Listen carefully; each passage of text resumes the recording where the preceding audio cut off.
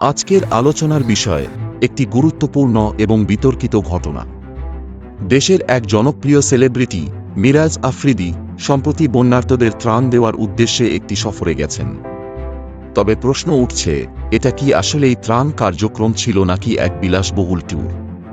আমাদের কাছে যা তথ্য এসেছে তাতে দেখা যাচ্ছে মিরাজ আফ্রিদি এবং তার টিম প্রথমেই বন্যাকবলিত এলাকায় না গিয়ে বিভিন্ন পর্যটন কেন্দ্র ঘুরেছেন। সেখানে প্রচুর ছবি তোলা হয়েছে এবং সামাজিক মাধ্যমে শেয়ার করা হয়েছে। এদিকে বন্যার্তরা এখনও ন্যূনতম ত্রাণের অপেক্ষায় রয়েছে। ঠিক তাই, এই সফরে একদিকে বিলাসবহুল হোটেল, বিলাসী খাবার আর অন্যদিকে বন্যার্তদের পাশে দাঁড়ানোর প্রতিশ্রুতি। কিন্তু প্রতিশ্রুতির বাস্তবায়ন কই?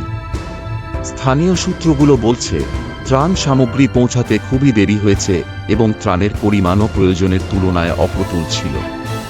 এই ঘটনার প্রেক্ষিতে অনেকেই প্রশ্ন তুলছেন, ত্রাণ দেওয়ার নামে কেন এই ধরনের ট্যুর?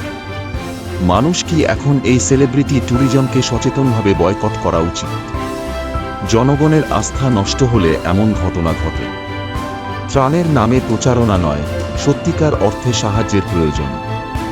মিরাজ আফ্রিদির মতো ব্যক্তিদের এ ধরনের কর্মকাণ্ড অবশ্যই পুনর্বিবেচনা করা উচিত।